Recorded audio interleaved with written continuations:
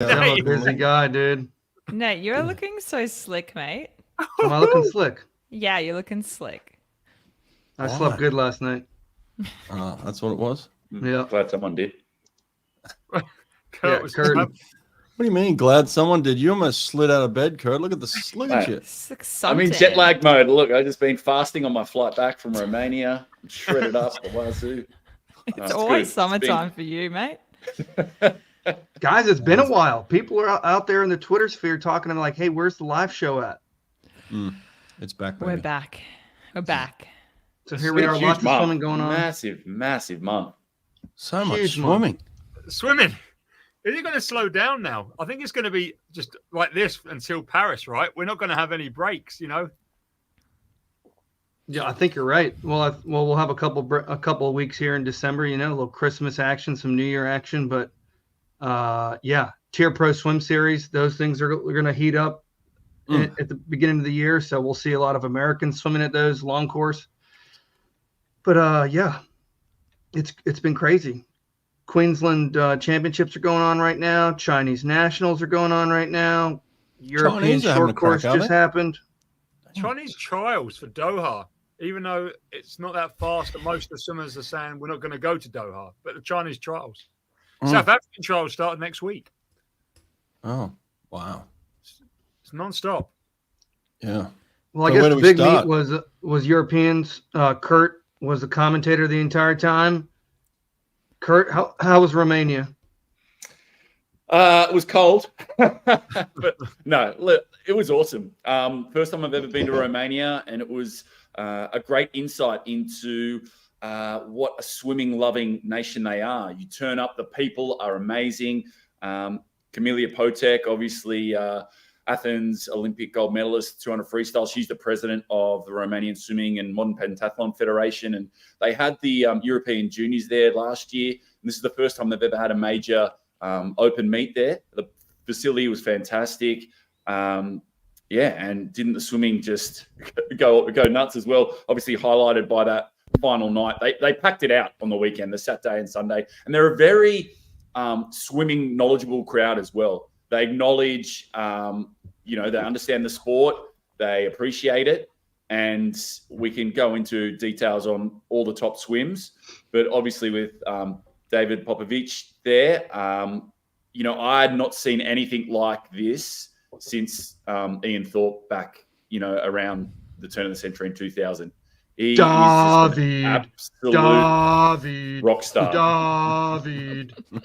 That's all I could hear. It is off the Richter scale. And, and Hawkeye would know as well, but we had the pleasure of, being close to Thorpe around that time.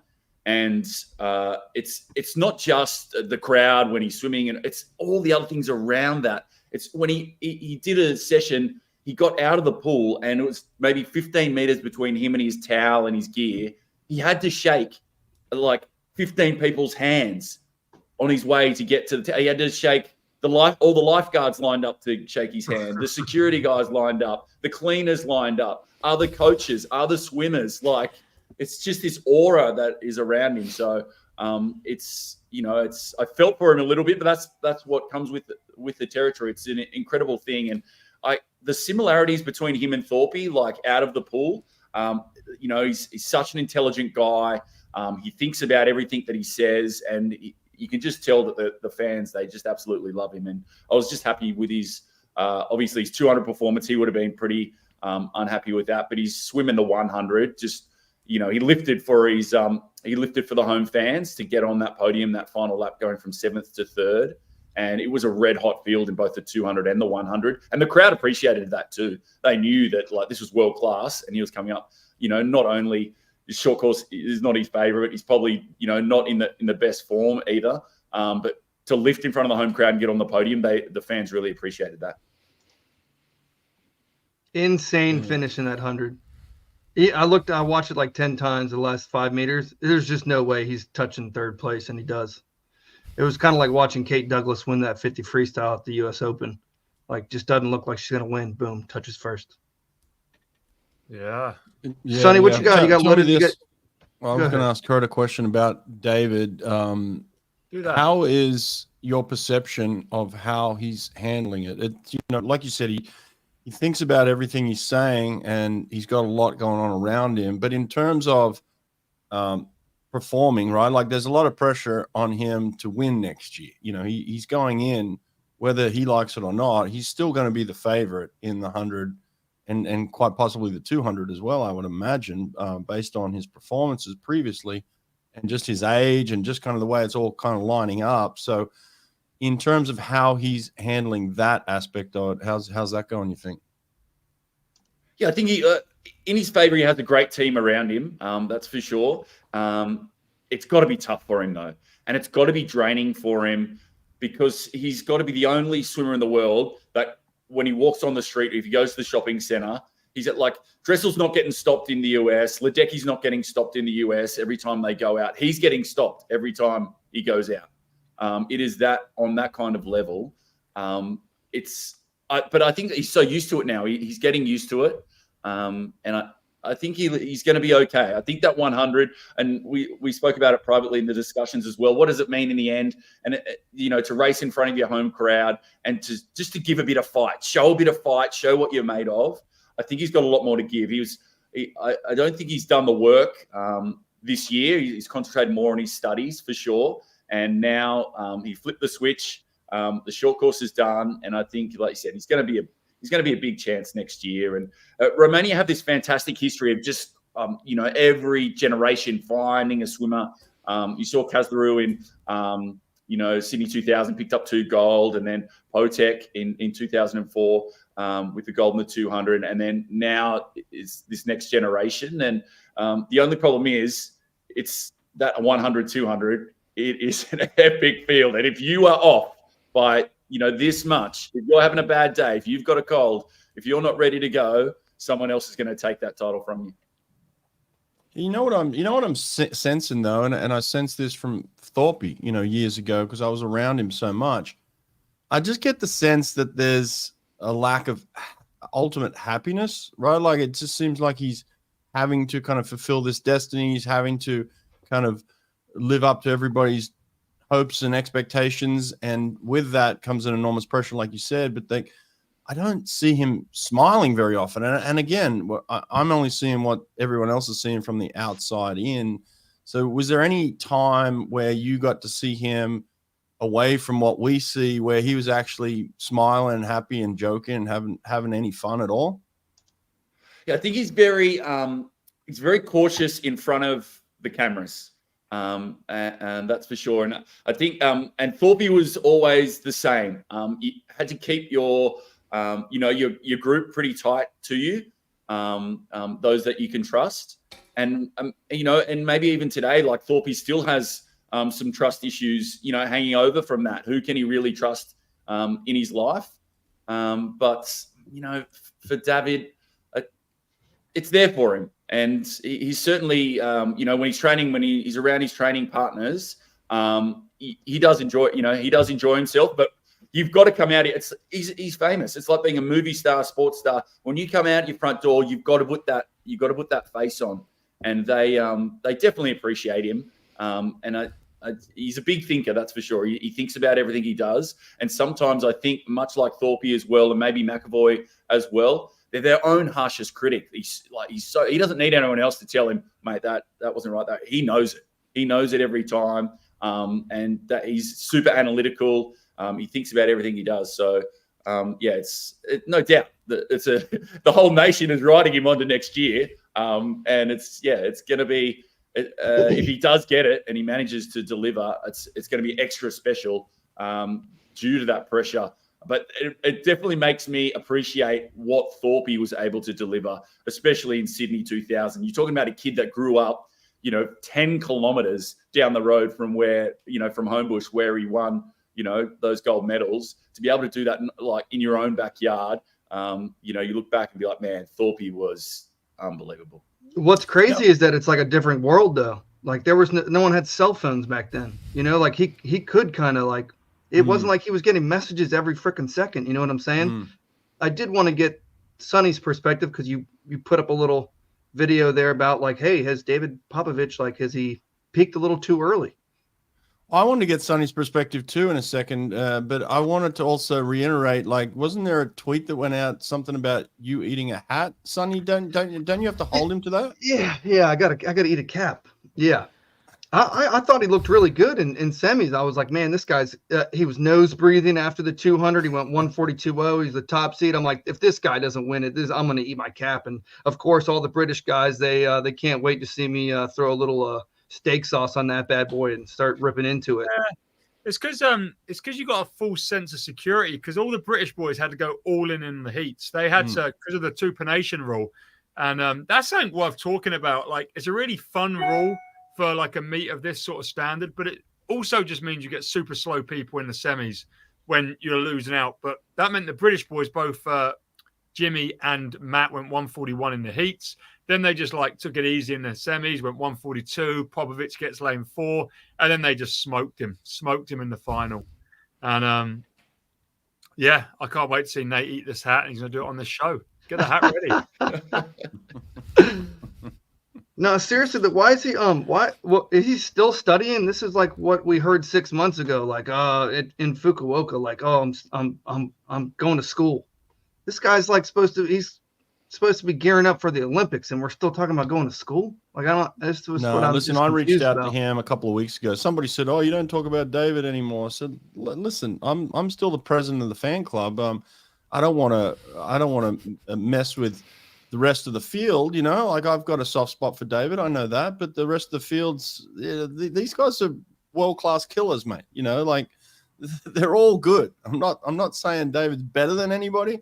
I'm saying I'm a fan and I love what he's doing, but there's some heat out there in the world right now in this 200 freestyle and the 100 freestyle. We can talk about that at length on the women's side, the men's side. The 200 100 are the deepest I've ever seen them in a long time. So, but you know, I reached out to David and he said, "Look, I'm focused on my Olympic preparation for the next, you know, 6 to 9 months type thing." So he doesn't want to talk to me. So I've tried, but in what I'm getting from him is he's locked in, he's all in, and he's putting all of it into it. So like I think now the studies are gone. I think all the excuses are gone now. I think he's going into the mode of, I'm going to be at my best at the Olympics, and whatever happens, you know?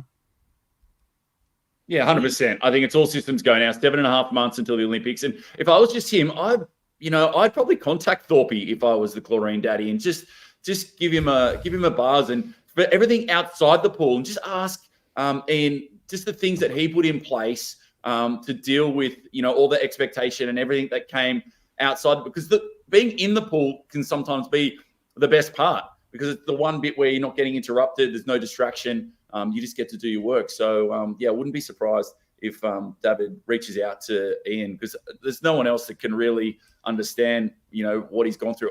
You know, MP went through it off the back of London, the expectations there. But again, the US market's just so big that you can kind of get away from it, but you can't escape it in Romania. I want to ask Megs a question, because she's sitting there ready to go, and I've got a question for her. So Megs, you know, this idea of not talking to media or not talking to anybody that's going to get your story out over the next 10 months. I mean, for me now, in the position that we're in, this is not good for swimming, right? Like when the best swimmers and coaches say, "I'm not talking to the media," and again, we can take this back to Dressel a few months ago.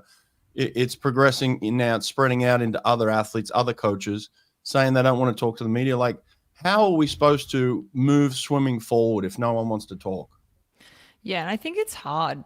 I think it's actually a really tricky spot, because I think they're trying to get their profile out as well as, you know, trying to have their brand. So, but at the same time, they don't want to I think if you talk to the media, you're going to have too much pressure on yourself. And I think maybe coaches have a little bit to do with it, like not putting too much pressure, you know, telling your swimmers not to have too much pressure on yourself leading into an Olympic year. You know, because we saw it with even, you know, if you remember James Magnussen coming into the 2012 Olympics, he talked it up. He absolutely talked it up. He said, "I'm going to win 3 gold medals," and he didn't. So, and I think a lot of people took a little bit from that, that he, you know, probably talked a little bit too much before the Olympics. So I don't think there's an answer. And I think, you know what, as swimmers, I think you need to kind of do what feels comfortable for you. If you are comfortable talking to the media and if you're comfortable talking about what you're going to do it. If you're not, don't do it. I don't think picking and choosing, you kind of can't say yes to one thing and no to the other. I think it's about what is comfortable for you as an athlete. Obviously, you know, guided by some coaches and your head coach around what the kind of contracts and stuff are around a team. But, you know, I think if you're pretty confident and your personality, you kind of want to show that to people. You don't just want to be, you know, a swimmer kind of just a little bit boring and the same old stuff that comes out of swimmers. Yeah, felt great, can't wait. Yep, not putting too much pressure on myself. The same things we hear every single time. Best thing I ever heard was Kaylee when she said, fuck yeah. I'm going to say it again. What, you know, that was like personality. And I think, you know, there's no real secrets, right?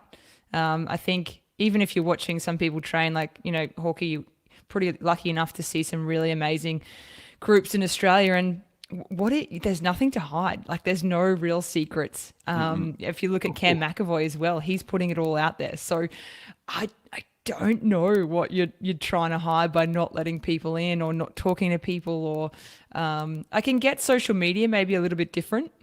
So if you put like a cap of not, you know, having your DMs on or something on or not reading certain things on social media, I get that. But you can talk to the media and still, you know, still not put pressure on yourself. I think it's an individual thing. I don't know. I don't think there's an answer like for every single person, and I don't know why. If you coming into an Olympic year, yeah, you don't want the pressure, but if your swimming's doing the talking, then you're going to kind of have that pressure anyway. So you may as well capitalize on, you know, a bit of media attention, because swimming is, you know, it's not the number one sport in the world. So you kind of have to grab it while you can, right? Sonny, what's your thoughts on this, mate? Come on, you're in the media. I just look, I can't understand people that say stuff like this. 90% of elite swimmers are introverts. I mean, that's like a massive generalization without any evidence. I feel like that is not a fact. That's not right. I love how that's just been put there, like 90%. 90% are introverts. I think it's just the sport is so old school mentality, and it's just like keep your head down, work hard, get on with it, and you know, let your swimming do the talking and not build the sport. And this goes back to so many things that we're all talking about with Brett wearing his Sprint Revolution t-shirt. And when we talk about these things, we're not talking about, you know, explicitly changing, you know, everyone's training methods. We're just talking about how we can have more people want to do the sport, how to make the sport cooler, how to get more eyes on the sport.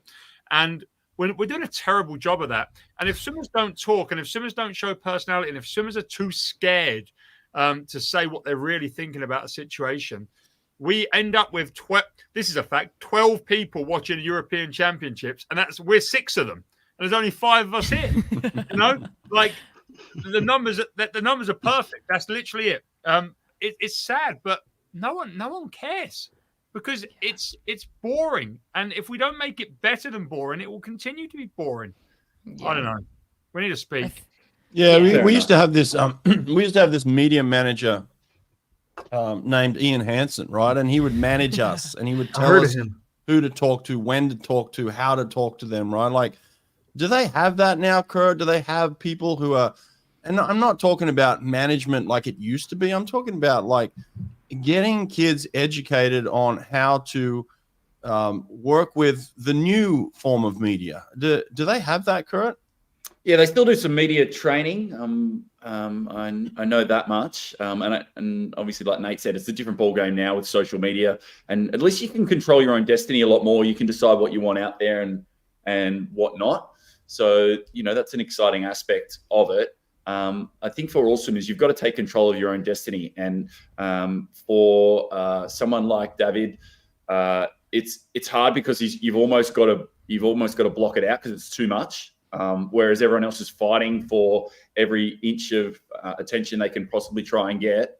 You know, David's almost like it's all the requests and everything is just you've got to really you kind of be careful about not overdoing it.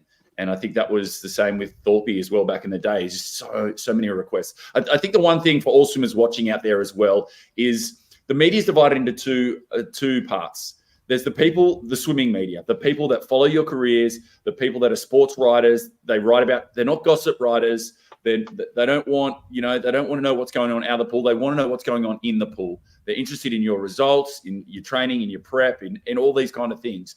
Find out who those people are and speak to those people. Everyone else, all the gossip stuff, all the fluff stuff, all that kind of stuff. Control. You don't have to do that. Don't go down that well if you don't want to.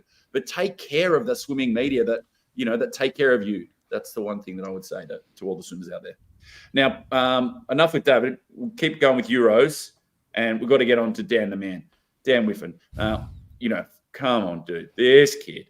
What a meet. What a story, the entire thing. We'll play it on here, but he comes in 400 freestyle first night, national record 3:35, 13th fastest in history. He does the 1500 2 days later, grabs his second win. He's under world record pace for a kilometer of the 1500.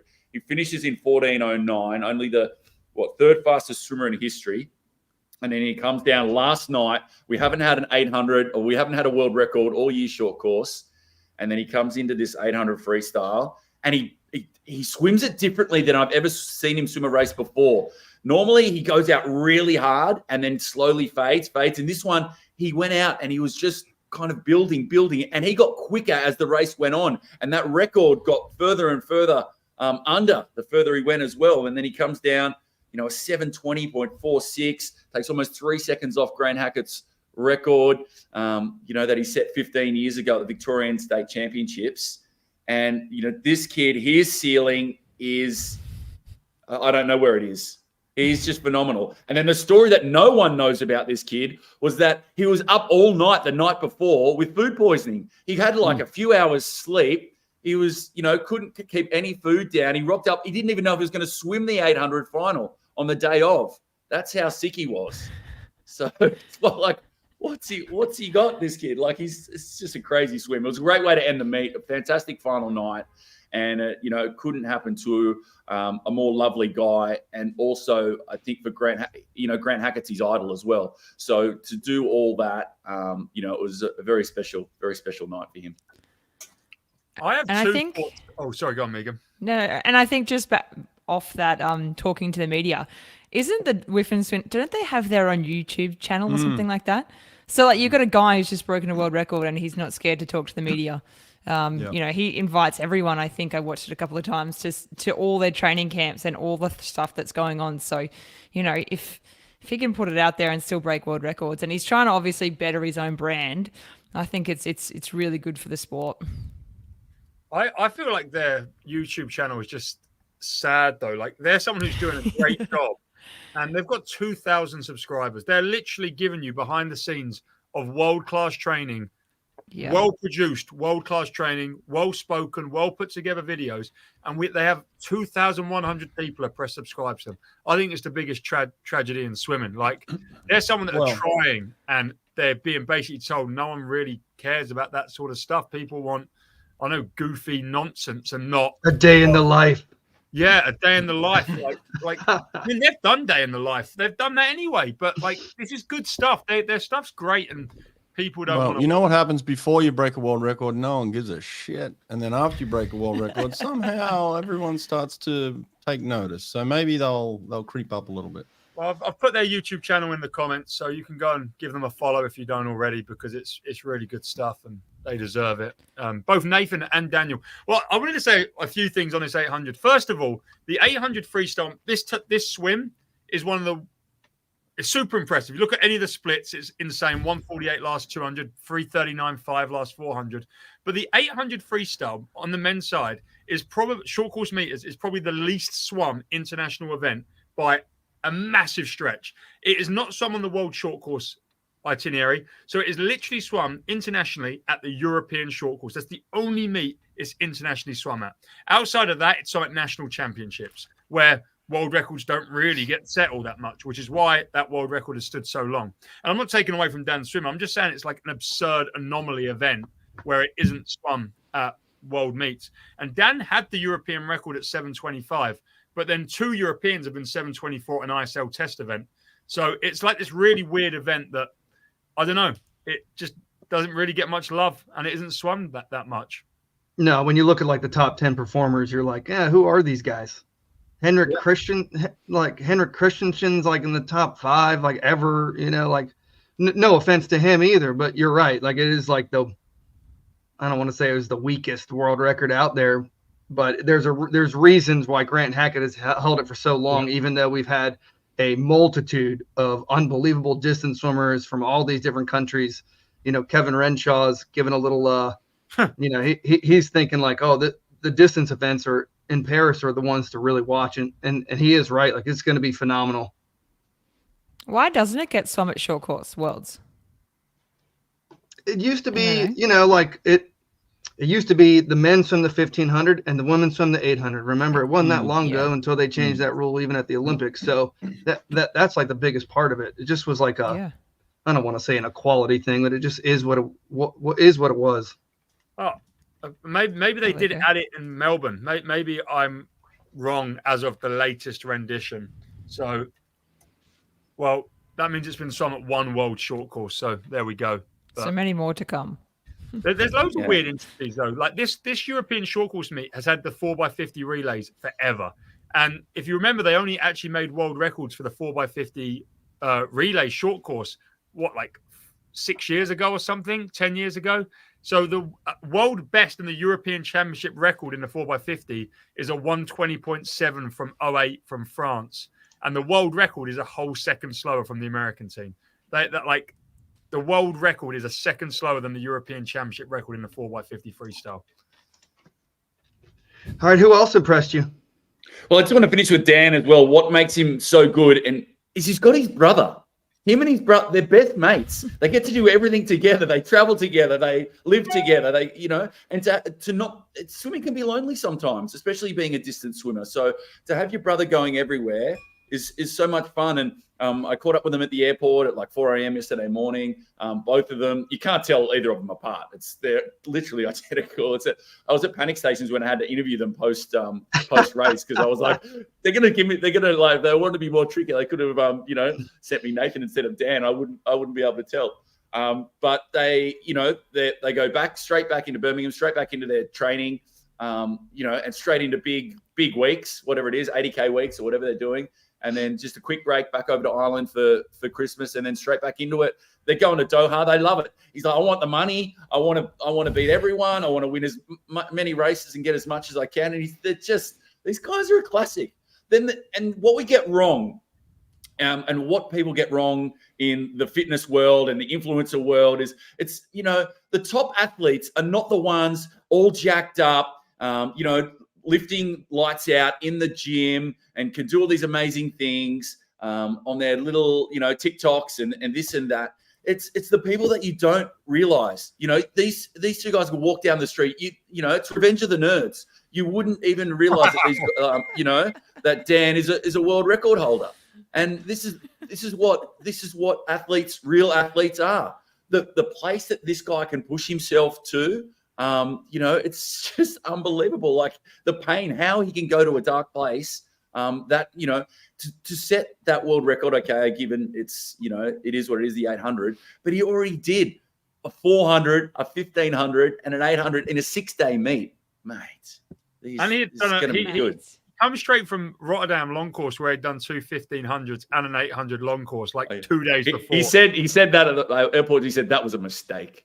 Rotterdam. Didn't look like a mistake.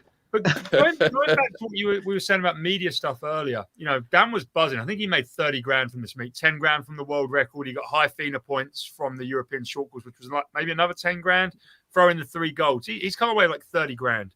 And coaches who don't want their athletes speaking to media and doing the media stuff and the socials and don't want them going to all these meets. At the end of the day, at World Championships, there's probably like 1.5 million or whatever the overall prize purse is for that meet. Why on earth would you not be saying to your swimmers, go and make some freaking money? Like when you quit this sport, you become a nobody. You don't have any real world experience. You're going to get a base salary. Go and make money for winning swimming races while that's an option. And people like Dan Wiffen and some of the athletes I've had the pleasure of working with really do get that. And that's why the ones who are at Doha, they're the smart ones. They're the ones that are going to have money in their pockets when they retire. Because outside of your Ledickies and your Dressels and maybe your Titmuses, they're not going to have much money from this sport left when they retire, because it's an expensive sport and funding's poor. And I'd go and take the money at Doha and European short course and all this. Like, it's all good doing it traditional, but go make some money. Well, why are we, it's 7:30 in the morning for me. It's all sorts of different times for everybody on this. Why aren't we just doing this privately? Why aren't we having this conversation privately? Because we're not in a sport that is just about performance. We're in a sport now, and I think this is the way that all sports are looking at this, is we're in entertainment. And so I'm getting up at 6 o'clock in the morning preparing for a show to talk to people all around the world about swimming, because we're in entertainment. We want people to come and listen. We want people to be excited. We want people to join in the conversation. We want fans to feel attached and build this brand that swimming is now a world sport, right? Like, and people are connected to it and people care about it. If we don't do this, if we don't talk, and if they don't talk, nobody cares. Nobody will watch. Nobody is attached to this sport. So look, we're doing the same. I'm uncomfortable. I don't love getting up at 6 a.m. to do live shows. It's not the first choice of the things that I want to do every day, but it's part of the game. We should be doing this. We feel we have an obligation to be doing this. There should be more people doing this. I'm trying to encourage a lot of people.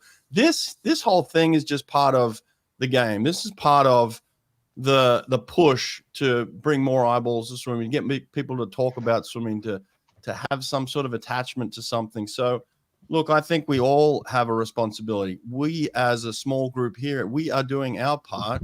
I think it's the responsibility of all of us in swimming to do more of this. And I think the athletes need to figure this out quickly, because I just think it's wrong that I've been shut out of programs in the past couple of weeks. I've been told I'm not, people don't want to talk to me.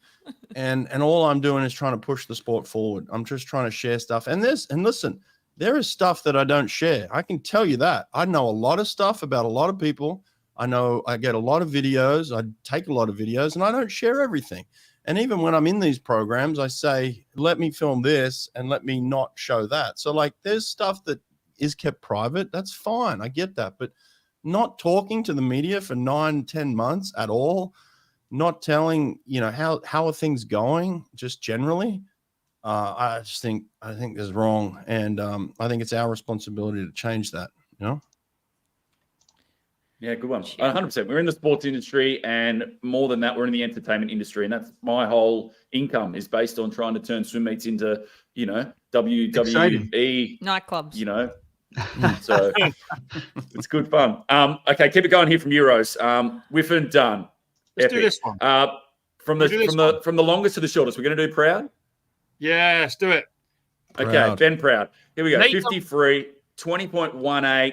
He's 2 100ths off the world record from Dressel. He takes 08 off Flo Manidu's European record from 2014. And this was almost like watching McAvoy at Long Course Worlds. He wins this by so far. It is just ridiculous. It is daylight first. It's Proud first, sorry, daylight second. And like he just wins it by a mile. Brett, what's going on here, Brett? You know sprint freestyle. What's happening here?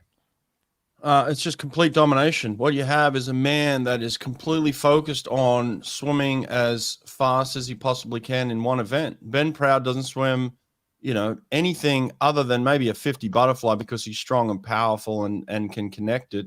So he can swim a decent 50 fly, but I wouldn't even imagine that he's spending too much time training for that, because it's not an Olympic event. And until they justify it with an Olympic gold medal, which they should, by the way, Ben Proud won't spend too much time focusing on the 50 fly, but this man puts all his time and attention on a 50 freestyle. Cam McAvoy has shaken his foundations a little bit and said, okay, if you want to compete next year, you better step up your game. From what I understand, Ben's made some adjustments with his coach, James Gibson, and here we are today.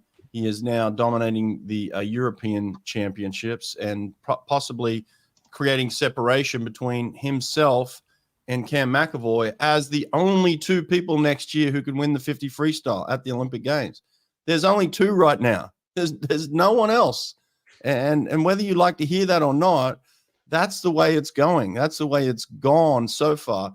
Ben has now put himself in the conversation with Cam McAvoy to say who's going to win this gold medal between these two people. It was a very similar situation. It feels very similar to what I had back in 2009 with Fred Bousquet and Cesar Cielo, where they created separation with the rest of the world. And this is what we have now. Two people that are focused on swimming as fast as they possibly can. And I'm talking holistic. I'm talking about the whole thing. I'm not talking about just what they're doing in the pool. They are taking care of every single detail that enables them to swim fast. And if you want to study it, you want to dive into the sprint revolution, then talk to people like James Gibson, who can give you, and then Tim Lane, who's Cam's coach. So like there are people out there that are just focused on getting people to swim really fast, and that's what Ben's doing. I never seen anything like it. I never seen anything like it at the World Championships with McAvoy, half a second victory, and same in the women as well. Like Sarah, half a second, over Shayna, and the same again with Proud. And the thing here with Proud and Great Britain as well, this was a fantastic meet for Great Britain. And I had a good chat with Mel Marshall, National Centre lead coach as well. And she, in the brief chat that we had, I talked to her about the mentality of the Great British team coming into this meet in Euros and what you get out of it. You bring a strong team in, and like Sonny said, those heats in the morning, everyone else is having a holiday to get to the semi-finals, not the British team, because they're going against each other, only two per nation to make those semis. So they're swimming super fast in the mornings as well. And it just competition, a race within a race, and that lifted them up. And that's why they got more out of that Euro short course than any other nation. And there were some great performances across the nations. But you look at Great Britain, Duncan Scott's 200 IM was epic, a 150 point. Matt Richards taking that 200 free. Jacob Peters in the 50 fly was epic also. And then, James Guy, what about him? Like second in the 200 free, a 141.1. Like that's the first time he's had an individual podium placing in like 7 years. So great result from him. Luke Greenbank was back for them as well. And then the women, Freya Anderson looked brilliant, the 200 free. Anna Hopkin, Maddie Harris won the 200 back. Abby, and then the veterans like the likes of Abby Wood, Katie Shanahan, Imogen Clark, Freya Colbert had a great meet as well. So Great Britain, they're reinventing themselves. And like, Mel said, adapt or die. And they are adapting and they're finding a way. And they looked brilliant there in Budapest. Oh, sorry, in Romania and Otopeni. Can we go back to this Ben Proud thing real quick, though? Yes. Like, what is he doing different? Look at the size of his arms. Like I know, where's but the picture? Pull the picture up. He's changed a lot of stuff, is what I was told. Okay, like rebuilt the whole stroke from the ground up, I think is what I heard. Okay, like what exactly is he doing differently? First of all, he has control of his stroke. Get on James Gibson's Instagram today and have a look at the video that he just posted of Ben swimming slow.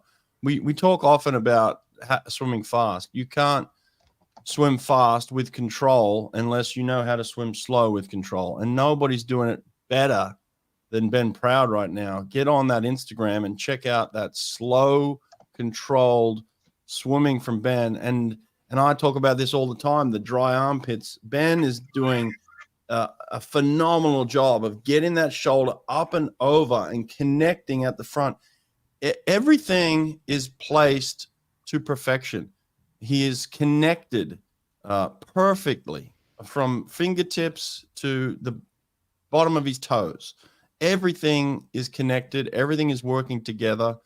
Everything is lined up, and he has just really perfected the stroke. And what he does is he swims slow with perfection, and then he builds speed on top of that. So his slow straight arm freestyle looks just like his fast straight arm freestyle, except he's got tempo. He's got speed added to it. So his hands are moving faster. His feet are moving faster. But technically, he looks exactly the same as when he swims slow as when he swims fast, especially with the straight arm. So Ben has perfected the technique. And that's where a lot of people go wrong. They just think it's about speed and power and aggression, pulling water as hard as they can. Ben has learned to feel the water, very much like an Anthony Irvin, who has had tremendous success in this event, right? And they just touch the water. They feel the water rather than pulling and grabbing at the water. So you can start there, first of all. It looks like in his technique, his left arm is a lot straighter than his right arm. Is that his technique, or is it meant to be, or is that just the way he's obviously maybe a little bit more flexible? Because his start and turn is underwater is amazing. And his technique, I don't know if you can get that video up again, Nate, but his left arm is definitely a lot straighter. Is it? This is the 100 free, sorry, isn't it? It's this one we want. Yeah, I noticed this as well. I've not noticed this much with Ben on the balance side. I'm normally finding really balanced, but especially on the way back, you really can see his right arm doesn't rotate quite as much, and you can even see it ends up coming in a little bit closer to his center line because it's not got that same range. I think it's towards the end you really start to see it. Yeah, right there. Gets a little short again, right? Yeah, a little bit shorter. And he's just underwater. I think he's improved his underwater a lot because he held probably 6 underwater kicks off that turn. No one creates the velocity off that turn. I mean, he just crushed the guys on his left and right. It was crazy. So he's not beating Shabo by much, but he still is beating everyone on the first underwater. Then he pulls away on the swimming. He makes much more separation on the swimming still. Goes a little sideways on the turn, and then game over, right? Up at about 10-11 meters there. Mine's just all grainy. I can't see nothing. Oh. Yeah. But I think Hawkey's right with James Gibson as well, is that you took Proud to a level, and you got to that level, and we peaked it. We maxed it. We couldn't take it any further. We had to deconstruct it down a bit to build it back up, and it's gone up, back, and beyond. And I think that you can't be afraid to do that once you feel like you've reached a certain point to come down, back off it, and tweak a few things, and sometimes tweak a lot of things, and make sometimes some small changes can make big results. And so you guys need me to get James on the podcast? Is that what you're saying? Yeah, I'd love to have him back on, but Kurt, you're exactly right, because you took the words kind of out of my mouth. Like, there's a story from a previous podcast with James on there where he rebuilt Flo's entire stroke 6 weeks out from the Olympics. Like, he's not scared to do that with his athletes, and he's doing it. He's obviously done it here again with Ben Proud's stroke, rebuilding it, and now he's done a swim where he's 0.02 off the fastest ever. It's unbelievable. It's exciting, really exciting for him. All right, who else impressed you? Okay, all we've talked about we've only talked about dudes. Okay, well, give me one more dude, and then we'll get to the women. Let's go women. Let's go women now. We've got to talk about Noah Ponti before we move on. Yes, thank you. This dude from Switzerland, one lovely guy, but he comes here to this meet and he just turns it on. Championship record in the 100 fly, 5th fastest in history, goes 48.6. Then he rocks up and European record in that 100 fly. 48.47, equal 3rd fastest in history. He reminds me of Chad Leclos and the underwaters, and what you can tell a bit like how we've seen in the past with Leclos and how he dominated short course for so long, and a bit like we saw with Leon Marchand in that 400 IM, that final turn. A final turn in any race can show you how skilled and how disciplined a swimmer can be. His depth and how long he stays under the water and how far he pushes it to 15 on that final lap is a great example of what a talent he is. So he wins the 51 200 butterfly triple. He then, after swimming that incredible race in the 50, where he misses the world record by 0.04, 21.79. He has to get out of the water and swim the 100 IM the very next race. So he's literally on a 1 minute turnaround. So he swims the semi of the 100 IM after almost breaking the world record in the 50 fly. He swims a really smart race. He comes down. He just misses qualification, and then Chekon gets disqualified. Well, Chekon had a mare of a meet, and we can talk about that as well. But he gets his second disqualification, misses out, so he finishes equal 8th. He does his medal ceremony. He comes back. He wins the swim off. He gets into that final of the 100 IM the next night. Unfortunately, finishes runner-up. But he was the Romanians loved him. I thought they were going to give him honorary citizenship for Noah Ponti because he just, mate, everything he did, he just did it with a smile on his face. And we knew he was good, this kid. I didn't think we knew he was this talented. And if he can take that form to long course, then it's going to be, he's going to be right there on the podiums. He's got an Olympic medal. Yeah. Long course. Yeah. But I still feel what you're saying here. Like, I think now, to me, watching him swim, especially in the 50 for whatever reason, who's going to beat this guy? Dressel? Maybe. But man, this dude is he's I don't want to say he's my pick, but man, he's my pick. He's got mistake, and he's the first to admit he's got some mistakes in him. And he knows he's got stuff, everyone's got stuff to work on, that's for sure. But still with his stroke count and his breathing, he knows that he's still working on some things. So I think, he's got a lot. He's smooth. He's so smooth. Now, people are going to say, how can I say Dressel in 100 fly, but then I don't say Dressel in the 50 free? Because there's a clear difference here. Dressel's fly looks amazing right now. He's in hard training and he's swimming fast. His freestyle looks terrible. He's in hard training and he's not swimming fast. So that's the difference between why I can say Dressel in the 100 fly and not Dressel in the 50 or 100 freestyle, because I still think Dressel is the man to beat in that 100 butterfly event until proven otherwise. He's the guy that can go 49 and just dominate the world. And I do love what Noah Ponte is doing, here. But I mean, it really doesn't matter how good you look short course, because you've got to do it long course. And he's done it in a sense before where he's got that bronze medal. But I still think Dressel is the man to beat in the 100 butterfly until proven otherwise.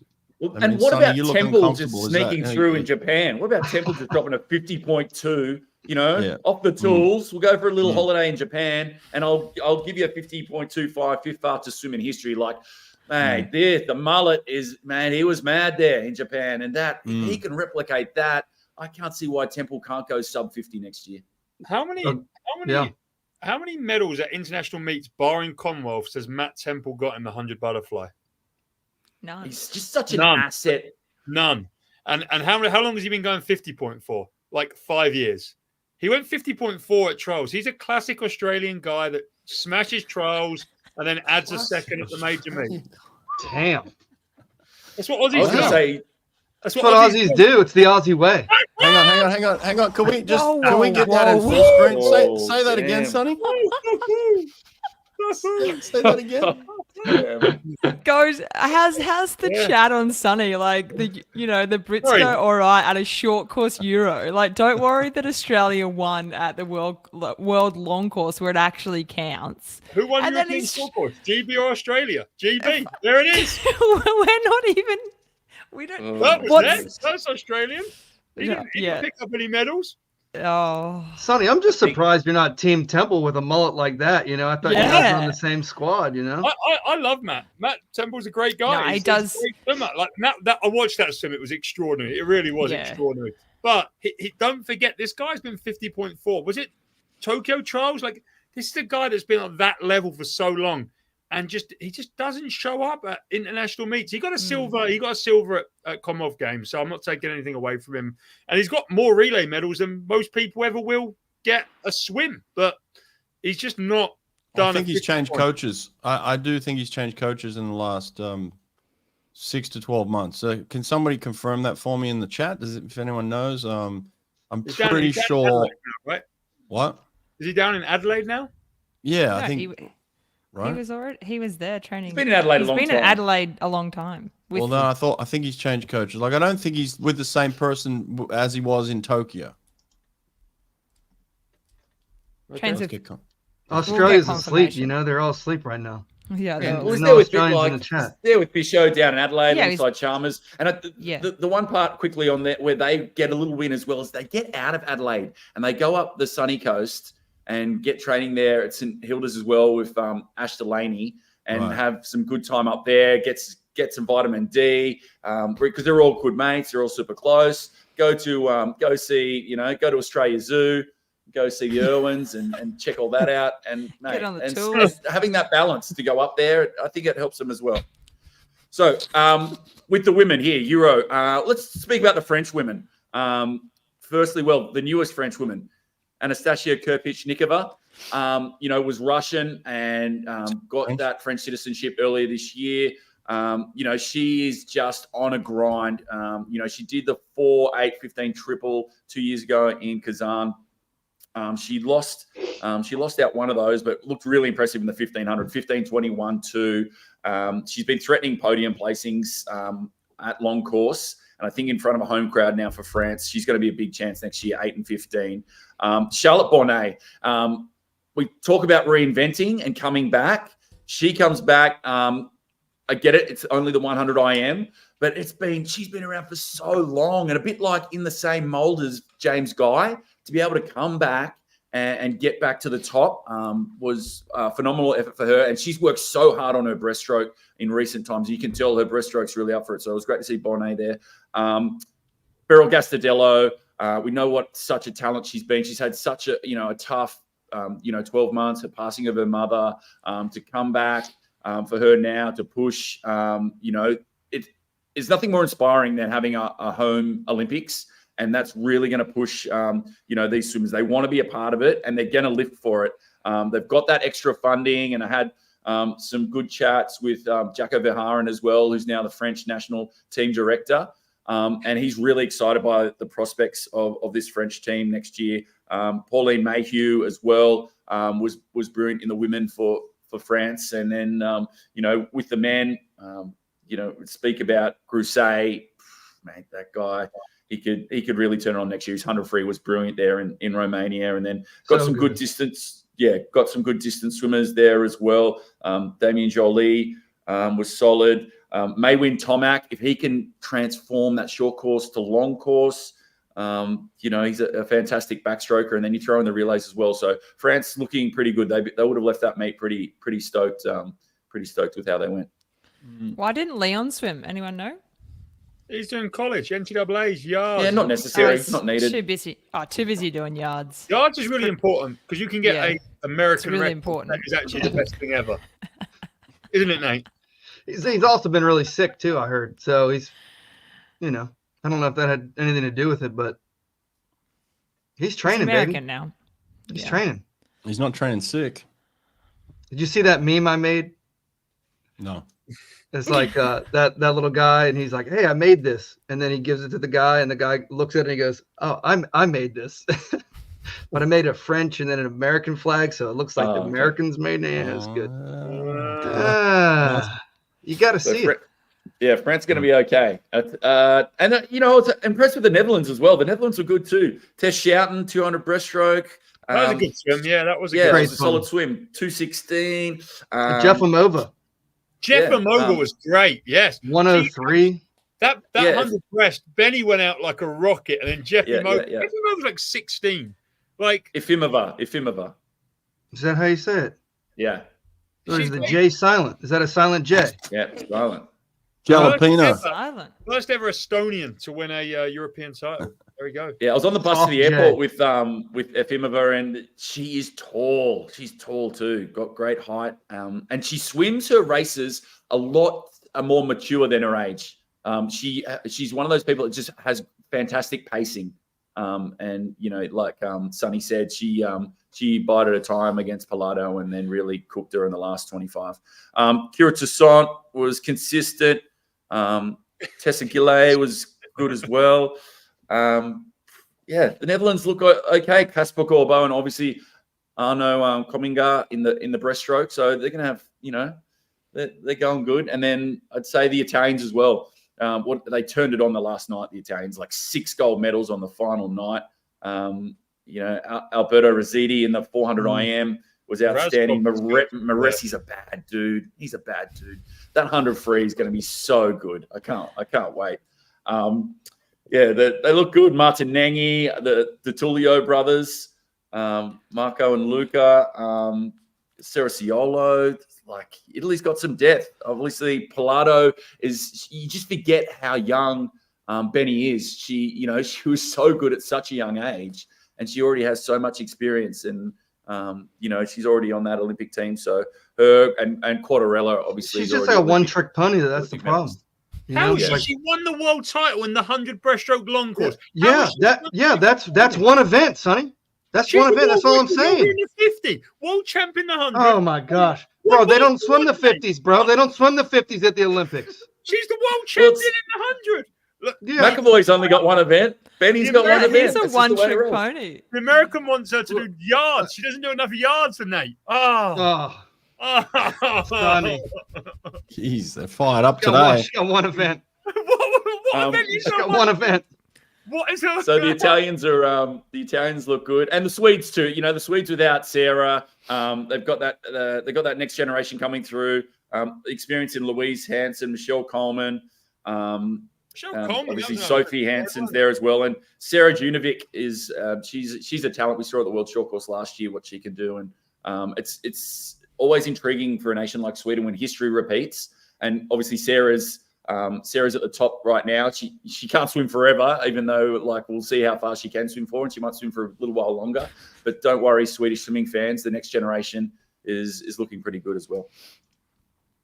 So we're talking about all these Fast European meat. countries. Does Europe stand up next year and start collecting medals at the Olympic Games? Ooh. Hard to tell on the back of a short course meet. But I think when the Olympics are in Europe, when they're in France, it's always obviously going to give the French team a massive boost. And you'd be pretty hard to write off those. And Name Yeah, one I think girl there'll be that a- was at this European meet that's going to win a gold medal. Oh, yeah, that's That's what I'm saying. See, Yeah, I'm with you. I'm You with laughed you. at me when I said that, and then you reiterated it with exactly what I was saying. that's a good question. No, I don't think there is any. But it's So women's the answer swimming's is never no. been Europe's not stronger. going to stand up next year and do anything. Women's except for swimming is Sarah all Sojstrom. American and Australian. Women's swimming is all American and Australian, and Evgenia Chikhanova. And Sarah. That's it. And Sarah, yeah, and Sarah. Yeah. They're the only two Europeans, Evgenia and Sarah, that can win medals, gold medals, individually. Yeah, Europe's a little. Oh, I mean, when you go That's down really the. sad. Yeah, Europe is not. The women are not. that's what I mean. Crushing it Europe's right a now. big place with a It's lot of huge. little countries. What's going on? I don't know. God, that's terrible. When you look at the men's side and the women, there's not one obvious gold medal threat on the entire women's side of Europe. Yeah, Outside Sarah, Sarah. other than Sarah. Sarah. Yeah, Sarah and other than Evgenia, they won Sarah. at this meet. I'm talking about at this meet. Yeah, at this meet, exactly at this They're meet. in a yeah. rebuilding phase. Ruta wasn't at this meet, but yeah, Ruta can be thrown in the mix. Absolutely, Ruta's. Yeah, sorry, Absolutely. Ruta. Yeah, Ruta Yeah, wasn't at the good meet. point. Yeah. She was on Um, a short course. Anyone else outside? So Ruta, Sarah, Evgenia, 3 women in Europe could win Olympic gold. Who else we got? Who else we missing here, guys? Come on, it's got to be another woman. Come on, we must be being stupid. Distance. We must be being stupid. Wow. I wouldn't put my money on anyone. I'm going through the strokes in my head and I can't Yeah. think of any. Like, who are you thinking? Like, Efimova, like she's got to come up against Ruta. She's probably a bit too young. Like Freya Anderson, she's No. just not on the level of the Aussie. We can girls. eliminate. You can eliminate all of freestyle. Freestyle's Yeah. gone. Gone. and Yeah. backstroke. Actually, no. You know, Sarah 50 Under 50, freestyle. under 50, yeah. 50, Yeah. definitely. Under 50. 50. Pilato, like Toussaint is a better short course swimmer than she is long course. Gastadello just isn't at the level. Semanova in the 200, she's just not at the level. Butterfly. Hansen and Coleman, it's sprint freestyle. Oh, that German girl that does the 10K. Yeah. Oh, yeah. Oh, yeah. Oh, wow. Open water counts. Yes. Wow. Not in the pool. Come on. Well, talking of women, there's some fast women in Australia right now. Hey, Megan. Oh, absolutely. Queensland States are on in Brizzy, and there's been some really, really quick swims. I think the pick though has been Max the Man in the men's side. He dropped a 1:44.7 today on the 4x2 relay. So he led off the relay. So he's the second fastest Australian man in history, obviously behind Ian Thorpe. So only the third man to go under that. Clyde. I think it was Clyde as went under 145 as well. Not at that meet, but he's been under it. So he goes up to second. And he's only a young dude. He's from Tasmania, moved up. He trains at, I'm pretty sure, with Richard Scarce at Miami. Miami, yeah. Yeah. So, trains alongside Alex Graham, Jenna Strosh on the Australian team as well. So that's probably the pick of the swim, I think, at those Queensland champs already. But, it's a bit weird. Some of them are really attacking a lot of volume of events. So St. Peter's seem to be going for everything. Like Molly O'Callaghan, she swam the 100, the 200, the 400 IM. She swam the 100 back. She swam the 100 fly. Molly O went under 410 for the 400 freestyle. And then she came back and went 53 low in the 100 freestyle after swimming the 100 fly as well. So she's swimming everything. But I think the pick for the girls, I think, would be Kaylee. She dropped a 57.7 in the 100 backstroke, not too long after getting third in the 200 freestyle. 200 freestyle was, she went 156.1, which is solid. And then a 200 not IM. bad for the 8th Australian girl or something. Yeah, not too bad, but she went 57.7 in the 100 backstroke. So she broke that, she's broken that world record this year in that 100 backstroke. So 57.7 after 200 freestyle on those legs is serial killer is back, and she is ready to dominate again. And she went that 200 IM, the final tonight. She went 207. What'd she go? 207.5. Yeah, 207.5 for that 200 IM. So I think I said it to you guys, I'm actually calling Kaylee McEwen to break the world record in the 200 IM. There's absolutely 206.1. 206.1. And I absolutely believe she can. She got second. Kaylee McEwen got second in the 100 breaststroke at Queensland Champs. Went 107. Where is she? Well, she went 107.4, which is not outstanding. But for Australians at the moment, there's not too much happening. Chelsea Hodges is coming back from injury, so she's got to get a little bit faster. And Jenna Strosh won that, just 107.3. So not super sizzling splits for the 100 breaststroke, but she doesn't really have a bad stroke, Kaylee McEwen. We know she can swim backstroke, breaststroke, freestyle. Part of butterfly is probably her weakest leg, but coming off the start fresh, first one down. But I think she can go a 200 IM world record. So I'm backing her. But Molly O as well. Molly O had a really good, solid 200 free. She went 154.3. It was her first one of the championship. So she was fresh. 154.3. So I can't see anyone beating Molly in that 200 freestyle. I really Fitness. Siobhan. I'm gonna. Yeah. She's probably that might be a nice battle because they both have a lot of speed, which is good, and they both are really controlled in their pacing. But Ariane Titmus, really good to see her. She obviously came back after some major surgery, and she's back in the pool, and she seems just to be back pretty happy. And she's not swimming super fast, but she swam the 100, the 200, the 400, the 800 all in 3 days. So her fitness obviously is coming back. You know what happens when you do that? You get sick. Yeah. Watch what's next. Sickness is next. But talking about it sounds going really fast, smart. It sounds really intelligent. Sounds really cool. I think it's really stupid. To swim that many events in that many days, you're just beating the hell out of your body, your mind. It's stupid. I don't care who I'm talking against. I'm going to publicly say it. It's stupid to swim that many events. You're going to get sick. Yeah. Is that how you get sick? That's how you get sick. Yeah, going out in the cold too. Oof. Do you think she's just trying? Do you think she's panicked a little bit though? Like, do you think that's why she's swimming so many events? Because she's I'm not blaming her at all. I'm underdone? blaming No. This wasn't an Arnie thing. This is not a. This is a St. Peter's. This is a St. Peter's thing. They went in there and it was a load up, and that's what it was. And I don't agree with talking on that they'll get sick, but someone's think getting sick. One of them. This is the way it was. Like Molly swimming 200 fly, 200 back, 53. One of them getting sick. Pick one. Like Meg said, Arnie off the back of that, dermoid cysts on her ovaries, which I heard was like a really complicated painful recovery process. She's out of the water for 2 weeks, then had the next 2 weeks had to wear a floaty, and that was quite frustrating for her. So knowing Arnie and knowing her personality, she wants to be right back there straight away. Yeah. And No and the patience. hardest thing is to rein her in, to try and to rein her in. And so just happy that she's back in, like I said, a solid meet for her, wasn't it, Mix? Yeah, pretty good though. Shayna Jack, I think, surprised a few people. She went 52.7 in the 100 free. 24-0. And 24.0 in that 50. So she's probably St. Peter's. She's probably got the most speed. Everyone else doesn't seem to. Kai Taylor didn't have that much speed. Sammy Short obviously was there. He won the 400, 344. Elijah went 344 as well. Yeah, so that they was had good a for nice, him. That was a good swim nice for him. little battle.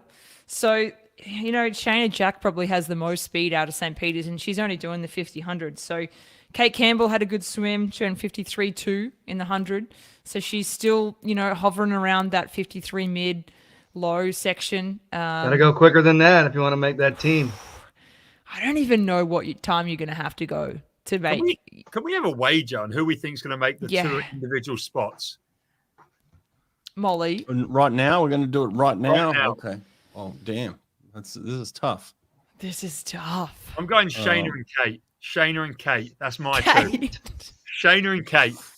There it You're is. choosing Cowbell Kate over Molly O? Shayna and Kate. Molly O for sure. Molly O is the definite winner. No, Kate and Shayna are going to go out so quick, and Molly's going to try and come back over the top of them, and then come fourth. Gets a relay. That's actually very likely. I'm gonna still back Emma McKeon. She obviously couldn't swim in the Queensland state, so she can't swim at this meet. She's got a bit of an injury. She tore a tendon under a armpit, Bowley said. So she just tore something, and you're backing her. Yeah. Well, I heard But she is the Olympic in men's champion. defense, Come on. I heard it's a low grade tear. Yeah, and it was more a super precautionary. Yeah, I think it was like a grade 1, so bit more soft precautionary actually. than anything. She was looking good on Brett's Instagram. Yeah, I saw was that. she looking good at training, I got Brett? more videos if you want to see her in action a couple of weeks before the championship. Tell us a little bit about Bowley's squad. Like, what was the dynamic? Because you've got some, you've got some world record holders. You've got Cody Simpson in Emma McKeon, the star couple. You've got Kaylee McEwen and her boyfriend training there. Like, I feel like it's a pretty crazy squad. Like, And then they had the two Japanese swimmers there as well. Bowley's got his hands full. Well, give Cody a rap as well for his 51.6 and, top 10 and fastest Australian all time, and takes out, faster than Jeff Hugel's ever swum. Yeah, 51.6. I'm not sure if he was fully rested. Bowley said that they had a bit of a drop taper a couple of days They had about before. 3 days. Yeah. Yes, I can't say what Cody was on, but it's a good sign for Cody, 51.6, but he's going to have to go 50 point if he wants that second. Yep. If he wants that second spot. She's swimming under Bowley. Rikako is one of the best women swimmers of all time. Like, her times are insane. If she gets back to her best, she could win Olympic golds. Yep, she's there. And then also they got the 400 IMO. What's his name? Dyer. Yeah, Dyer Sato. Yeah, he's there as well. Yeah. Dyer's everywhere, isn't he? He's everywhere. Yeah. He's just renting out. Dyer just floats around the world. Dyer's just like, where's my train today? Well, I think he's not too loved in Japan for various reasons. Dyer spent time with Coley Stickles, sprint coach in America. Now he's in Australia with Bowley. Oh, yeah. Now they had a little super squad going on, which is good, and they're all. It's kind of a high performance group, which is nice, and they're all working hard, and they're all got the same goal, and they're all working towards the same thing, right? It's just like everybody's moving in the same direction. There's no, I'm going to this meet, you're going to that meet. It's like we're here and we're going here and we're going to perform at this trial, this Olympic Games. And so like, it just seems like everybody's on the same page. So it was nice to see a couple of workouts. Bowley just said, Brett, go wherever you want, film whatever you want.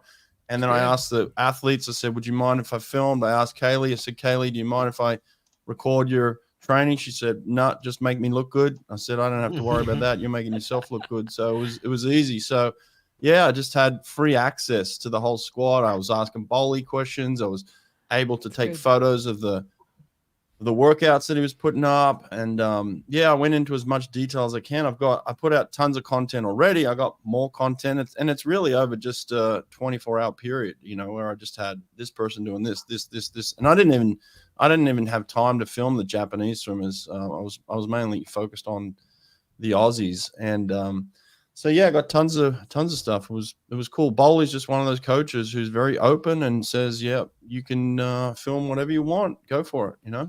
Very cool. Brett, do you know how fast Rikako is? These are her PBs. 100 freestyle long course, 52.7. 200 freestyle long course, 154.8. 100 fly long course, 56.0. Okay, I agree with that, and she is good. And I'll tell you this: when I watched training, she was swimming with Emma McKeon. They were doing the same set, doing the same things. Emma was beating her in every single repeat of everything: freestyle, butterfly, underwaters, turns. Emma was dominating this girl, and so I just kept my camera on Emma. She was just too good. That's why Emma and Molly are going to get that 100 spot next year. Emma and Molly. It's my call. Kurt, what's your call? Molly. Molly, that's his call. Who's Molly, second? Molly first and second. I'm going to need more time. I'm going to need more time to give you the second one. Emma's got wicked speed, and again, like, she just sits so high in the water. She's perfecting that technique. Every stroke she takes is beautiful. She doesn't take a bad stroke, even when she's swimming slow. Her slow swimming looks like her fast swimming. It's very precise. It's technical. It's perfect. She's just really focused on swimming as well as she can every single stroke. And then when she gets through, like, I put her breakout in slow motion. Like, her breakout is just perfection, right? It's like she just does things at exactly the right time. Her timing is on point in everything that she does, and her speed is there. So, look, it's very difficult to go past Emma McKeon, who is defending Olympic champion in the 50 Double. and the 100 freestyle. To say Never that, write off a champion. I think it's going to come say down Molly to the and day. Shayna are going to get it over her. I think that's very premature. You've got to be on that day. Like, if you're off, like same what I was saying before, if you're off, if you're a little bit sick, if you're not feeling it, you're going to miss. Mm-hmm. Agreed.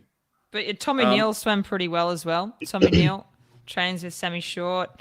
He went 145 in the 200 free, 157 in the 200 IM. So that was pretty solid. Good, yeah. And 400 IM, 413. So Tommy's pretty well. And a young 16-year-old, Jacqueline Barclay, trains out at St. Peter's Western. She went 208.7 for the 200 back. Yeah, so, for a 16-year-old is definitely moving. She went under 50. I think she went 59.4 in the 100. So she might be a bit of a smoky. Obviously, Kaylee is way out there. But who's Sam Short's coach? Rackley? Yeah. What's his name? Go on, Help Megs. me out here, Kurt. Megs, Kurt. Sam Short's coach. Who is he? I know his face. Come on. Damien- Anyone in the comments section? Damien Jones. Damien Jones. Damien Jones denied me Sorry, a I'm jet podcast, lagged. just Sorry, publicly Damo. letting everyone know Damien Jones did not want to come on the podcast. What? Did Sammy want to come on the I'm podcast? outing people. You know what? It's time to out people. Sam's I been don't on want it. to do it.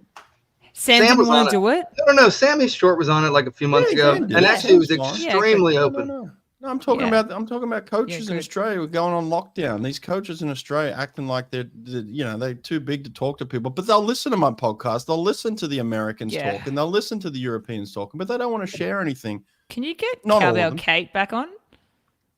Kate, who? Kate Campbell?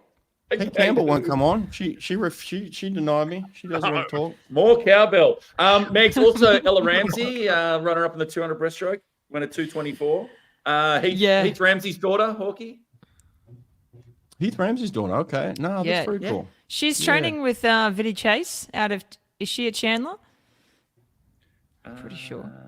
Yeah, and she broke through and faster than what Rebecca Brown broke the world record back in '94. So she's now Nice. 10th fastest Australian all time. That was my first ever Australian Championships, '94 Common Games trials. Still But yeah, got Max. it, mate. Look at I you. think it is How it does Max. it sound like that? I was 12 years old, putting up bunting signage with sold out. My great mate Wayne And that was the beginning of putting the advertising on the Wow. in lane 0 and 9. Look out. Getting in the water, doing that. It was great. It was great fun. So, Wow. Guys, have you had any confirmation yet that they're going to pull you back to Australia for the trials, for the commentary? Not yet, mate. Working Come on. on it. Working on it. But I was going to ask you, Kurt, is it Giuliani? How do you say Max's last name? Giuliani. Giuliani? Not good? Yep. Okay. No, He's actually Giuliani. one to watch. He's a really Yeah. good kid. And if you look at it, the size of him, he's got the biggest, broadest shoulders I've ever seen. And the biggest reach. Like, he must have super long arms because his reach. And he's really one to watch, I think, at the Aussie trials next year. And I really hope he goes well. He's such a young kid, really polite. And I really wish that he gets on that team. I like What's him. going on down there in Tasmania? Mate, they pulled Arnie out of there. Now Arnie. they're going to pull this guy. This guy's going to be special. You know, that we like him. he moved to the Gold Coast with his coach in Paul Croswell. He only moved up there 12 months ago. And you know what? He was there the first 2 months. He didn't like it. He doesn't even have a tan. He absolutely hated it. He hated it. the Gold Coast. Didn't want to be there. He was this close to throwing it all in. And he wanted to be a tradie. That's what he wanted to do. So he's like, nah, I'm going back to Hobart, become a tradie. I don't need this. And he stuck in there and he stayed with it. And, under Richard Scarce and his coach, Paul Croswell as well. Good on them. Like, good on Miami getting that Australian club record. And it was him. It was Alex Graham was in the team, Alex Grant, and a former surf swimmer as well, James Kosh from the Central Coast of New South Wales. And they beat that 2015 Miami team of Grant Hackett. It's a fair team. Dan Smith, Tommy Fraser-Holmes, and Jordan Harrison. So, yeah, good on him getting that club record. Just a quick one here, by the way, for those that don't know it. Here we go. Quick one. So we don't have an income. Anthony Nesty does not pay me to come and film him. Bob Bowman does not pay me to come and film him. I have a website called bretthawk.com. I've got 34 people on this live show right now. If you go and buy anything on my website, you buy a sweatshirt, a t-shirt, a program, you support me, which then enables me to go and see Anthony Nesty and Bob Bowman. So if you want these visits, please support me. I would greatly appreciate it. I'd put stuff out there, which is you get something in return, plus you get visits to Bob Bowman and Anthony Nesty. And so please, bretthawk.com, support me. Sonny's got a website too. Sonny, what is it? www.theswimsuitguy.co.uk. Support Sonny. You know, this is how we do it. We're on this quest to get Kurt and Megan, work because they're the best commentators in the business.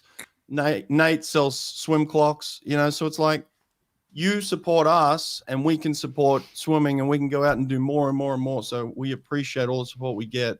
Continue it. Thank you very much. All right, that's a wrap. Ready, break. Well, you said as well, Roland Schumann in Brisbane and training alongside Cam McAvoy and Tim Lane at the, can we rename it the Somerville Sprint House? Is that what we call it? We didn't really talk about Kemi McAvoy and 21-8.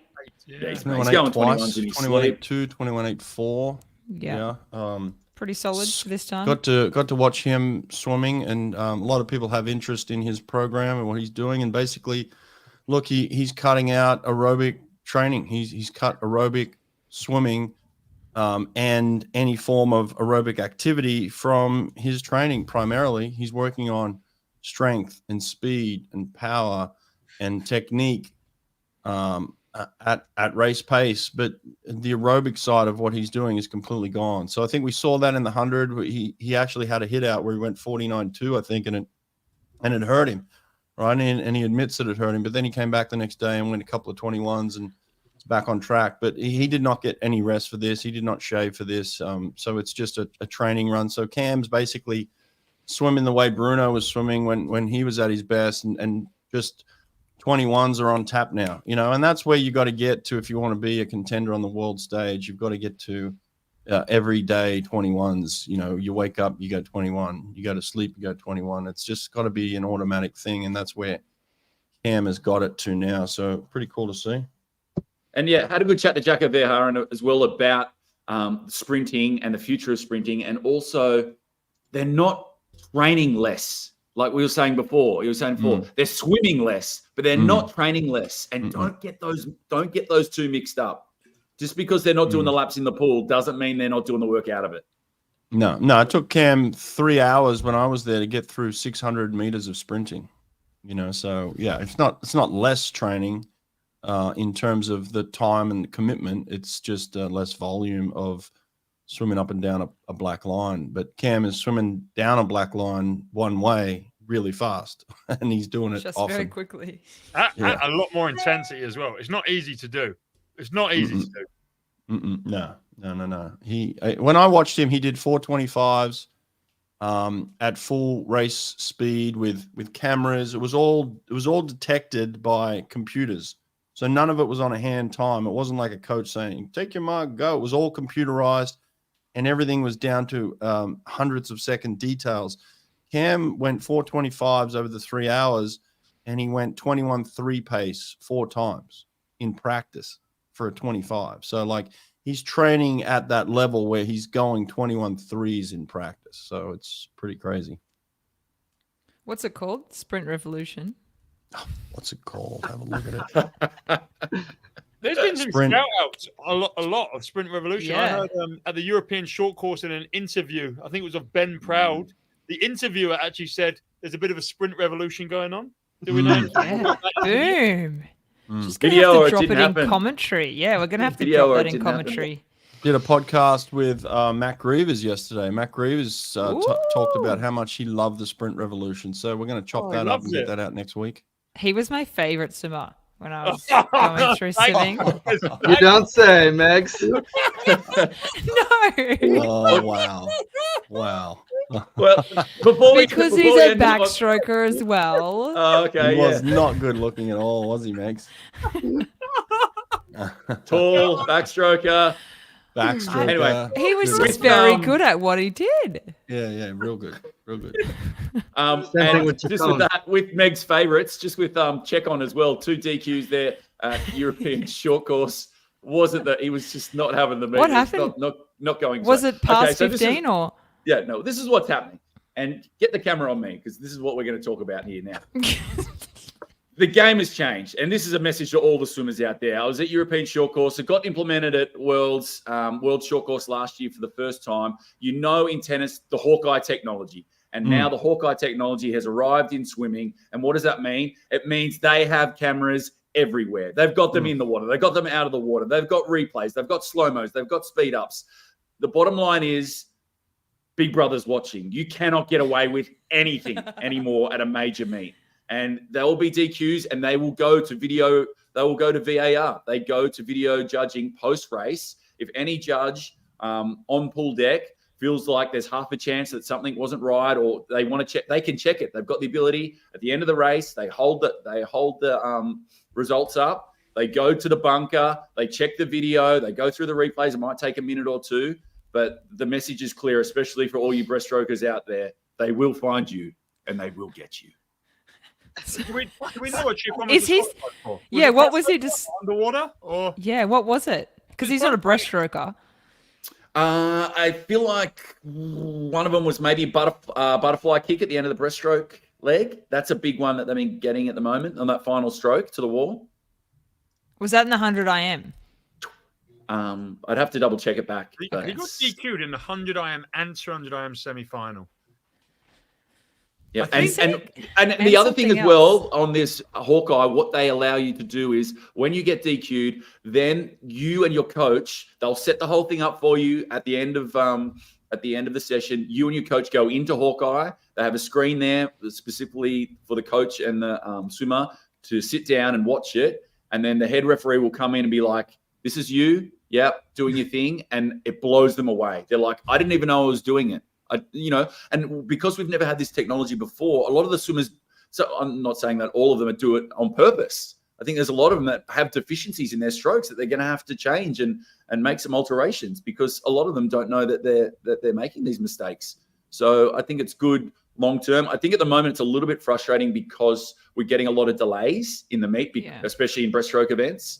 But I think over time, once it starts to settle down and people realize that there's no more kitajimas, there's no way you can get away with anything anywhere. They're watching everything. So Yeah, just stop cheating. That's all. Yeah. Yeah. But you know what I breaststroke mean? is- But you know what I mean, Nate, by saying like they're not all cheaters. I just think there might be a deficiency in the stroke or maybe some bad technique that's costing them.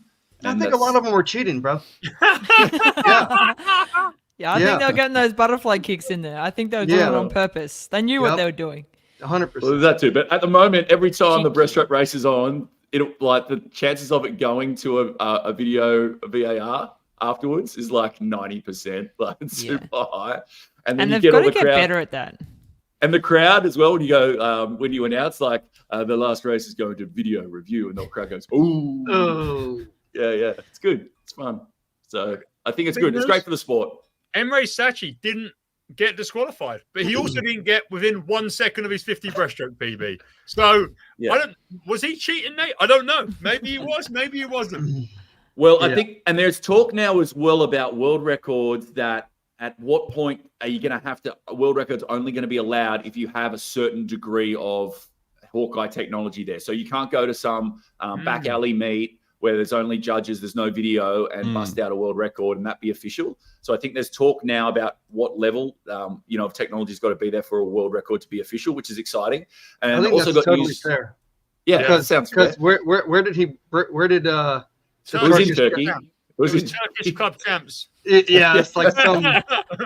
There you go. His coach was Yeah. the official.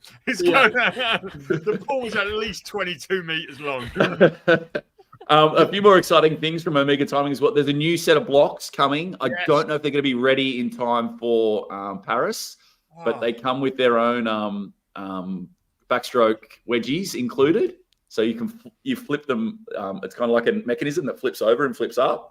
So there's no need Sweet. for officials to bring in like ones, and it all gets all dodgy. Do you have any So pictures that's of going to be a these? lot Where- more. Is there a picture? Don't think we can release. This is breaking news. I don't think we can release pictures or No, anything they yet. were But this at- is They were at Worlds, and people have actually uploaded them. Cesare has a good video on his Instagram. I'm going to try and find it now. Okay. Cesare. there you Who's Cesare? The 50 freestyle guy. These are the new blocks. They have Oh. lights on them as well. They have What? the What's his Instagram? Tell us his Instagram. Zezax. The Zax. Zazax. so. they've This got is handles on the side. Yeah. So they're just trying to figure out if this can be implemented before Paris, but it might just be too soon. So if I was a Bill's betting man, Zach? I'd say they'll come out just after Zazak. Paris. Looks pretty ready to me. Yeah, that was a good Well, video. but you know what I mean? Like, Sonny, like if you release it now, then like who gets them? How long do you have to get you? Like, is it enough time to get them, get enough of them out?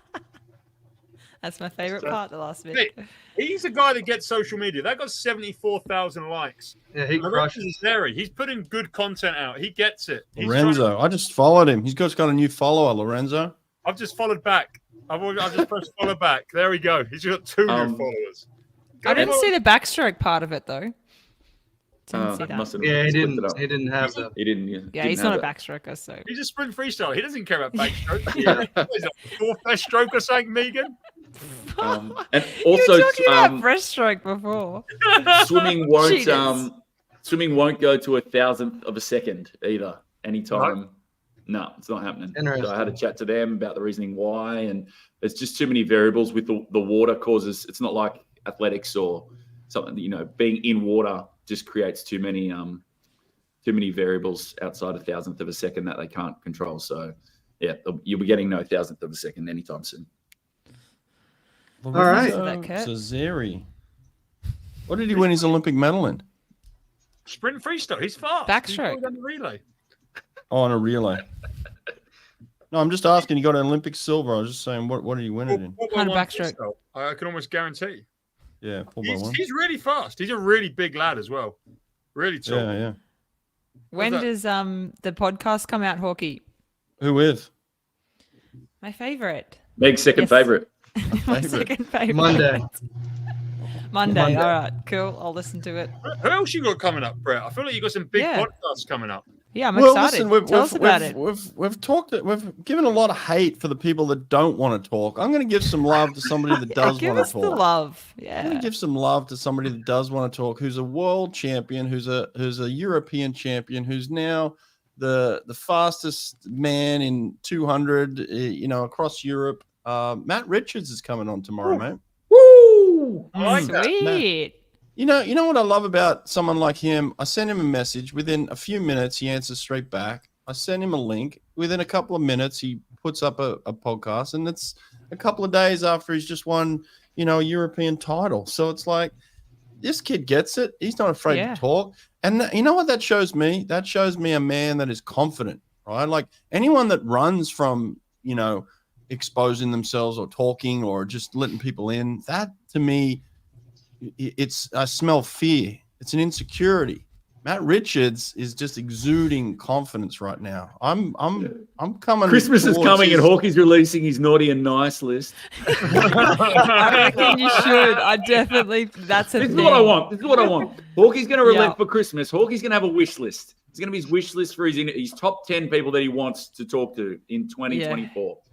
Release the wish list for Christmas, and let's see between New Year's and Paris if he can't get his top 10 dream list On the fulfilled. dream team. Yeah. I could give you the number one blow-offs, No, I don't. I want who you want. Give us your 10 best. I Give want us a your 10. naughty and nice list. That'd be funny. Yeah. Maybe just for us. Yeah. Yeah. Did you get any videos with Dino? No, he's China. He's shut down. He's not letting anyone in. He's on the wish list. Put him on the wish list. But he's been on your podcast before as well, right? Yeah, 4 years ago. Yeah, 4 years ago after the Olympics. 4 years ago. I love the years. 4. The 2019 after the 2021 Olympics. Also on the wish list, if they come back and say after the Olympics, if they say, yeah, I'll do it after the Olympics, I'll be intrigued to say, like, will you do one after the Olympics or not? Yeah. Everyone will talk after the Olympics. Yeah. They've either won or lost by then, so it's like, who cares? I can't wait to see your top 10. I can't wait to see your top 10 Christmas. Top 10 wish list? Yeah, Who would you That'll be think? good. Who would you think would be number one on the wish list? Michael Phelps. Phelps, always. Phelps. No. Phelps Leon is Marchand. not on my wish list. He's off my wish list. Oh, Because what are you going to get? Like, honestly, what are you going to get from Phelps? same You're gonna- stuff. You're not going to get anything. Like, he's going to give you. That's the reason why we don't like getting college swimming coaches on, because they usually suck. No Give you offense, y'all, nothing. but I get it. But y'all are trying to be politicians, It's It's like a just swimmer idiots. it's like a swimmer at the end when Kurt's interviewing. Well, I really had a great time racing all these great people and all my friends, and I had a really nice time. It is. It's the same thing. Yeah, it's the same thing. They tell you what you want to hear. I reckon get Leon. I'd like to hear what Leon has to say. He'd be I want really interesting. Leon and I want Goat Super together. Purple Dragon. Super Purple Dragon. What I about want the him? Purple Dragon. There you Dragon. go. I'd love to Now get you're Purple talking. Dragon. We want Now you're him. talking. He's my top. And Yeah. Yafei. Yafei would be Yeah, great. Yafei would be cool. What about Sung Yang? What, Oh, Mila? yeah. He's I'm gonna number Milak, one. Yeah. Yeah, get Milak on, mate, at the Maldives under the coconut tree. That's what I want to see. Is he in the Maldives right now? I don't, mate. I know where he could be. Maybe.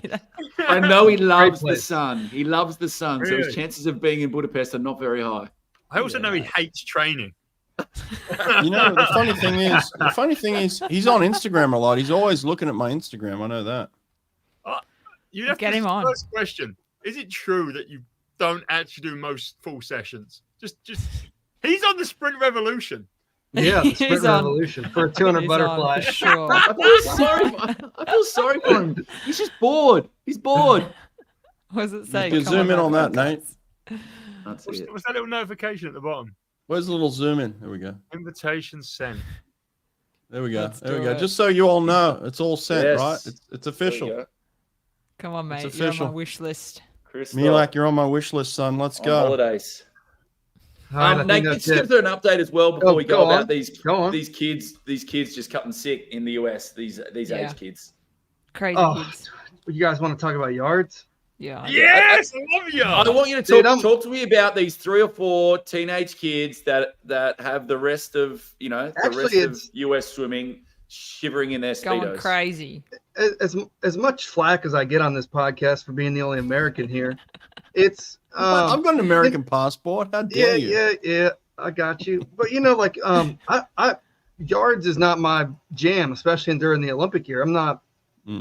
We did just put out a nice newsletter this morning covering all of junior nats and all of what's going on in college swimming and whatnot. But honestly, it was kind of interesting because Brett just had on Todd DeSorbo, and he just signed probably the two best recruits ever in history to come and change the UVA men's team. And Brett didn't ask him a single question about that. No, I didn't. I didn't ask a single question. No. But so yeah, I think both of those dudes are going to make the Olympic team this year coming up. They got really good chance. So who is it? Thomas Harmon. Mad Max and Heilman, yeah. So yeah, I didn't ask him a question about those guys. But yeah, if you want to read about yards, Kurt, just go to swimspam.com, and you can read all about yards. I think actually Brett's good friend, the Shackles, she crushed it. I mean, just ridiculous, doing silly things. 21-7. Yeah, Shackle. I think she split 21-9 in the 50 fly. 21-9, yeah. And how old she, Nate? And 16. what's her? So she's a mile. She's a not mile away from 16, college. is she? Yeah, I think she's 16. That's outrageous. She's so though. She's 17. She turned 17 under 4 weeks ago, guys. She turned 17 under Just 14. 17. She's just turned 17. At the meet, she was just turned 17, and she went the joint fastest 50 fly of all time. She could swim a lot of events at Olympic trials. It's going to be interesting to see what she picks, what she's going to do. She's good at the 2-3, the one fly. She could do a multitude of events. I mean, she's got really good chance in the 100 free, the 2 free, with as many spots as there are. She'd have won some golds at European short course if she was European. That's for sure. Yeah. She'd She wouldn't win a gold at the Olympics if she was, so she's better off being American. There's no logic to that statement. I love it. And your connection with Shackle, and that's pretty cool. Yeah, I mean, we lived together in college. Me and his dad. His dad's being very protective. He won't let me do a podcast yet. He's on my naughty list as well. So very protective. But she's swimming very fast, and yeah, she's incredible. She is incredible. I'll give you that. I wouldn't want to arm wrestle her either, dude. She is looking. She's strong. tall. I don't think she's tall. No, like her parents are taller than her. Like her dad and mum are both very tall. And mum swam for Auburn in college, so they're both high-level swimmers. But I don't think she's as tall as her parents, actually. Okay. But she is very strong, Nate. I will agree with that. Is her dad British? Yeah, British. Oh, so she's European. Could be. She could be European. Yeah, she could be. Oh, wow. Sonny's trying to figure out how to get her to switch her passport. We could do Alex, come swim for Britain. You're guaranteed it on every team forever. Listen, do I go live with Matt Richards tomorrow, or do I record it? Which one? No, record it. Record it. Yeah. You've got to record. Record. Okay. All right. Brett I was going to go live. Ask him if he's getting him any more tattoos. I was going to Why go has he live only with got Matt one Richards arm? tomorrow. I was going to give the people what they want, but no, we're going to record. Okay. And also breaking news: we've got the European champs next year, June 10 to 23. So it'll be a pre-Olympic showdown. God, What? shoot me in the Really? head. Is it long course? Long course. We don't know where yet. Oh. What? Somewhere in European Europe. Do you think- championships in June? Do you think Yeah. people will go to that? Oh, what? No. Yeah, I This think. is me. Yeah, I I'm think gonna be on so. The British team. Mate. I don't think there's going to be that many people going. No before. one's going. No one's going to that. You don't reckon?